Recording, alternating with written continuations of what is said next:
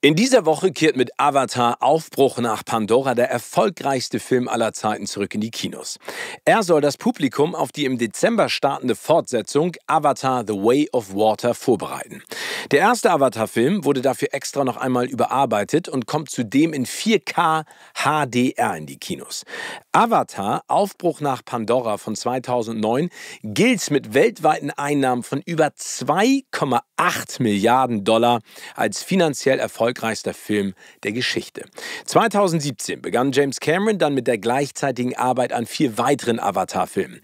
Die geplanten Filmstarts wurden häufiger verschoben, zuletzt wegen der Corona-Pandemie. Aber nun geht es weiter. Avatar The Way of Water kommt nun Mitte Dezember in die Kinos, gefolgt von den weiteren Teilen im Jahre 2024, dann 2026 und 2028.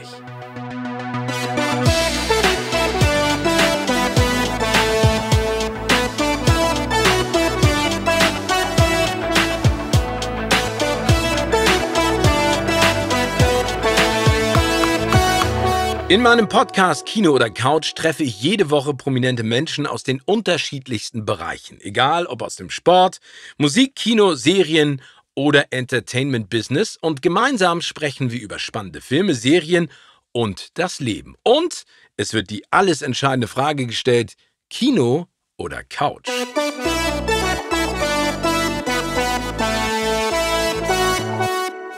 I have the great pleasure to talk to one of the most inspiring and creative people that this world has ever seen. He sailed the Titanic and dove to the real ship and the deepest part of the ocean. He has written and created one of my most favorite sequels of all time, Aliens. He made us hate the future and what it brought down to us in the present with the Terminator. And he's not only the king of the world, but also the ruler of the box office. He once said, "I only want to make movies commercially successful." He did, and he revolutionized the whole business. I'm honored and grateful to talk to the amazing James Cameron. Stephen, thank you. James. Would you consider being my agent? Anytime.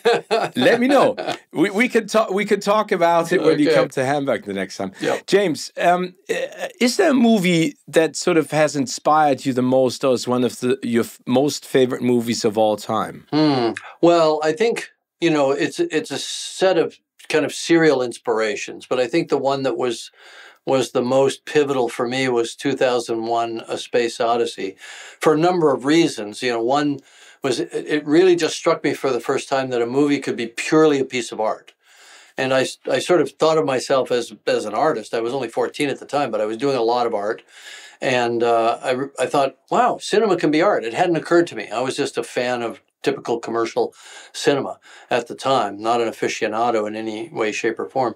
But it also was fascinating that particular film had a making of book, which was also a new thing.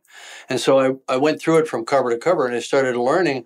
I think I started down the path of becoming a filmmaker without realizing it at that moment. It wasn't until years later I realized, oh, I want to do this. I'm actually actively pursuing doing this. I read in an interview that you admire the work of Ray Harryhausen, and one of my favorite movies is 1981's Clash of the Titans. Mm-hmm. Is that something that sort of influenced your way of creating words as well?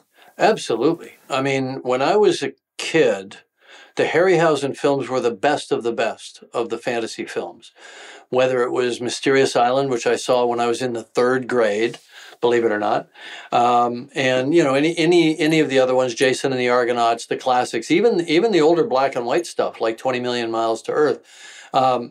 I just, it didn't occur to me that it looked kind of jittery and steppy and all the things that you see now. At the time, it was just pure fantasy, moving, living, breathing fantasy on the screen. And there wasn't anything else like it. I mean, Ray kind of really was in a class by himself for a long time. I got to know him in his later years, and it was so hard not to be just this kind of fanboy, because he did it all. He sketched, he drew, he sculpted, he did it all. He was handcrafting his films. And I think a bit of that stuck with me, because I always feel on the set that I'm not really making the movie if I'm not getting my hands dirty, if I'm not helping the grips move things around, or moving plants, or putting the blood on the actor's face so it's just right, not too much. I love the handcrafted nature of it. I love that too, and I think it's amazing the words that you've created and the movies that you've made. James, at the moment, I think it's the same in New Zealand as in the States or in Germany. Movie theaters are having a hard time after the pandemic. Yeah. And your movies are made for the big screen. Would you consider yourself as a private person to be more of a movie theater person or more of a couch person who loves to enjoy movies back at home? I think both. I think there's some films that I feel absolutely should be seen in a theater. I would say definitely before the pandemic and before getting as busy as I have been on Avatar over the last 2 or 3 years, I went to the cinema regularly. Not so much over the last couple of years, and in the last few months, since it's actually been possible again, I've just been, on such intense deadline pressure, I haven't really gotten out as much as I would normally do. But I'm really looking forward to just going back to the movies, and I think a lot of people share that, and you can see that there's been a big resurgence over the last, let's call it 6 months or so, and hopefully that continues. I mean, I think streaming has taken a bite. We don't know how deep that bite is yet until this all kind of normalizes, and that may take another year or so. Talking about movie theaters, finally, I think everyone is very eager and keen to see what you've created with Avatar, Way of the Water. But I would like to talk about, the first Avatar first. Yeah, please. Why is it so important to bring it back to the movie theaters, to the cinemas, to the audience? I don't know if it's important to the world. It's important to me because we made this film for the big screen. We pioneered a lot of the 3D technology and a lot of the rendering technology and performance capture and so on to create a kind of an experience that I think of as like a lucid dream state, right? Where you're seeing something that's clearly impossible, but it looks completely real. And the stereoscopic projection adds a level to that's really hard to describe to people, especially when they either haven't seen a lot of movies lately in theaters because of streaming, or maybe they've seen some bad 3D along the way and gotten turned off from it.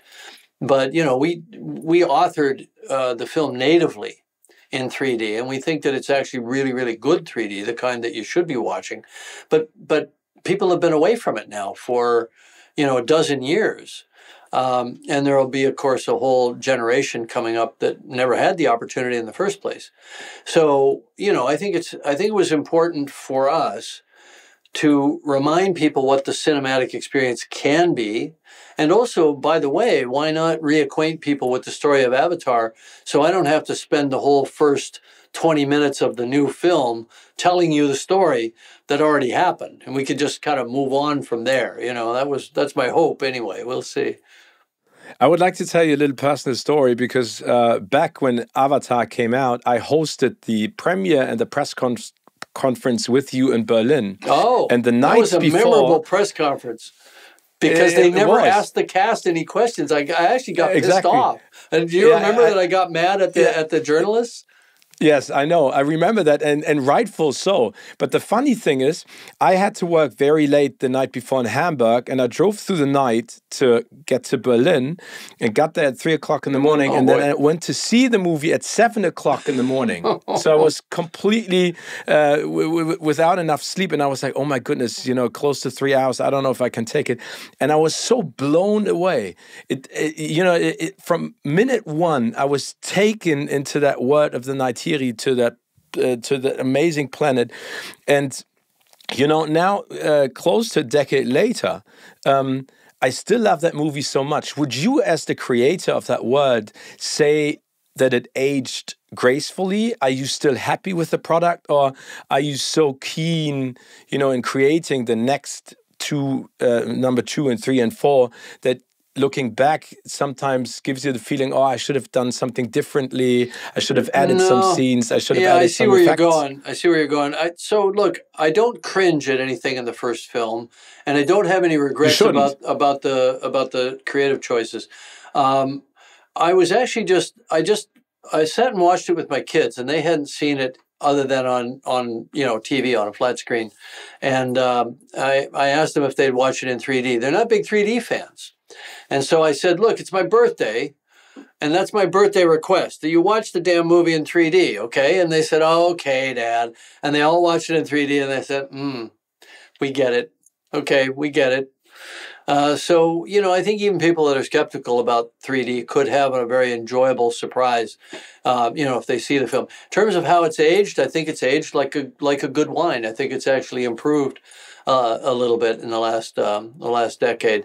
And I think its relevance has certainly increased, you know, as we live in a world that's under, you know, ever-increasing threat from, you know, humans in their interaction with nature, destroying nature kind of almost as fast as we humanly can. And we've got climate change looming that we've got to course correct. And, you know, the film is not preachy about the environmental themes, but I believe that the way it could be most effective is by reminding people what we're losing. You know, through the lens of fantasy, through the lens of science fiction. It's not shots of polar bears, you know, it all takes place on another planet, but it reminds you of that sense of connectedness to nature that we all had when we're kids, I guess, is how it works. Because it almost seems to work on a subconscious level, the film. And I think that's very important. I think that's what movies are all about, to basically tell you what's going on, maybe in a different kind of vision, in a different kind of setting. Yes. But I think it's amazing what you challenged. And I remember back from the press conference, because you said that you got very angry, I think one of the journalists, you know, actually compared the story of Avatar to Pocahontas. And she was right. She was 100% right, but it was the fifth example of rudeness to my cast, and I just snapped. I actually tell that story. I tell that story because the part you don't know is that backstage, before we all went on, I said, look, German journalists can tend to be very political. They can tend to be, you know, appear to be very critical. Even when they're really film fans and they love the movie, they might appear to be a little bit critical. So you guys just have to be really calm and really zen, and just take the high road. And I gave them this whole speech. And then half an hour into the press conference, I think I said to her, that's the stupidest question I ever heard. And exactly, you did. But the funny thing was everybody else applauded. But the poor thing, she was actually 100% correct. It is drawn from relatively simple stories from the colonial period, and Pocahontas was certainly on my mind. You know, I mean, I think it's a classic. It's just there has to be some respect for science fiction as a medium, where it was a paraplegic guy projecting himself into a humanoid body on an alien planet, playing out a familiar and classic tale in a very refracted way. I mean, that's what art is supposed to be. But I didn't feel like saying all that. No, don't worry. Can I just apologize right now? I don't know who this young lady was, but I'd just like to apologize right now. You don't have to, because I think it was very rude that, you know, I was trying to ask all the others, you know, Zoe, Sam, and Stephen questions, and I did in between. But I kind of felt embarrassed about the German journalists not asking the cast any questions. But, you know, if they have someone in the room like you, they might focus on you most of the time. Well, you can learn a lot about our process from the actors, because it's a very actor-centric process. That's the thing that I had hoped that people would. But, you know, the thing is, it takes time for those things to sink in, right? No, we found the same problem everywhere. It wasn't just in Germany. It was everywhere. Because people didn't get it. They thought that it was all done by computers. I said, no, it's done by people. It's what the actors did. It's what the actors created. And our mantra, our great mission, was just to convey the actors' performances into these, you know, non-human bodies.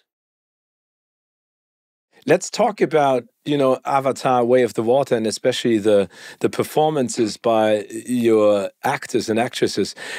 Do you, James, feel any pressure after the success of Avatar and what it has done to the movie business, and especially with the theme that it has and the state that our world is in, to create something completely different? Or did you say, you know, Avatar was a very dear to my heart project that I love to bring to the big screen, and that everyone loved it is even better. So you just continue on your journey? Yeah, you just continue. I mean, look, I think there's no decision that one would make during the day as a director or an artist that would say, we'll make money if we paint that green, Or if you say the line this way instead of that way, we'll make more money. You know, you can't think that way. A story has its own internal set of rules, and it almost takes over. It almost has its own life, and that's true with the characters as well. The second the actors step into the characters, it becomes a kind of a living, breathing thing. And to me, that's the great wonder of filmmaking. It never ceases to amaze me how beautiful it can become in the creative process. You know, this story is not the same story as the first film. It involves the two main characters, Jake and Neytiri, and also the same bad guy, or at least a version of him, played by Stephen Lang. Sigourney actually comes back in a completely different character, a new character. She plays a 15-year-old not girl, believe it or not. But she and I just wanted to do that experiment. It's like, can a 60-something, and I don't like to give a lady's age, can a 60-something actress play a character a quarter of her biological age? Answer, hell yeah, she can, if it's Sigourney.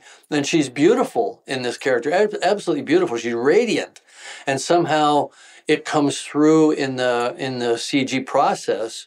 It's just really fantastic. I mean, you saw some footage, so you would have seen her. She's the character that's smiling underwater when she sees the beautiful little fish and anemones and so on. Okay. Yeah, that's Sigourney Weaver. And she's fantastic in the film. I can't wait to share this with people. But for me, the exciting part of the creation is with the actors. But this film is longer, partially because we start in the continuation of the original story, and then we go to a whole new part of Pandora, and we meet an ocean culture, and we have to adapt to them. So now, not only is Jake on that fish out of water journey where he has to learn and then be accepted, so is Neytiri. So the shoe's on the other foot now. She's gone from being the teacher, you know, the very critical teacher, now to the one that must be taught and must adapt, which is fun. But we've also populated their world with 4 children. And the children, sort of take the baton, if you will, and this is very much their story as well. So there's more characters that need to be serviced at a level that I consider to be worthy. You know, I didn't want to just do, little kind of caricatures. I wanted to do proper characters. It sounds really exciting, James. And on the other hand, production-wise, you always love to push the boundaries when it comes to the technical equipment or the setup that you use to create these words. Have you pushed the boundaries again? Has it become easier to create the word of Pandora and the Neytiri, or is it more difficult because you've gone a step further again? I think we took it upon ourselves the challenge to improve the tools before we started, so that it would be easier and more intuitive while we're doing the work. And that proved to be the case. So it was actually easier to author the film, both in the virtual world and in the live action photography, because we did both about equally. And in live action, for example, I was able to see all of the CG characters and sets and creatures and everything while I was operating the camera, a live action camera. So I see live action actors, but I see the world around them at the same time. So we spent years developing what we call real-time depth algorithms that allow the live actors that are really there in front of the camera to interact in real time through my eyepiece while I'm operating with the CG characters that we might have captured a year or more earlier. And it amazed me every single day. When I'd come to work, I'd have to pinch myself. And when I'd bring in other filmmakers and I'd show them, I could see that they were thinking this is something I can use on my films as well. I remember I spoke to Sigourney at the Academy Awards, I think 2 or 3 years ago, and she said that what we will be about to see with Avatar: Way of the Water is something that the world has never, ever seen. Now that we know that after Avatar: Way of the Water, there's a 3rd and a 4th and a 5th Avatar.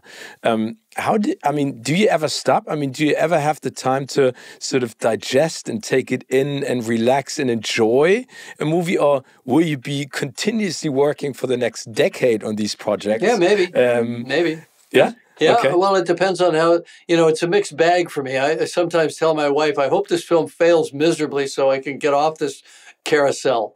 It won't. It won't. But well, I think there's a possibility, given the marketplace being still somewhat depressed from the pandemic, that we might make a lot of money, but not enough, because the film's very expensive, as you can imagine. This is a very expensive form of filmmaking, and I certainly don't recommend it to others. We're only doing it because the first film was so well accepted.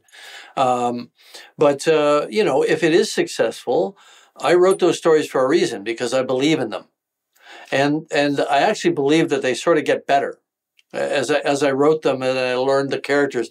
I think 3 is a little better than 2, and 4 is a little better than 3, just on the page now, So, I've got plenty to look forward to if that's the way this all works out. It would definitely work out, and I can't wait to see all the things that you will still create in the near future. James, the last question that I have is, which movie title would you say would perfectly describe your life at the moment? Oh, I don't know. Chaos Walking. Chaos Walking? Really? A creative chaos walking? Yeah, right. Well, look, filmmaking is always a chaotic process, and as it should be, right?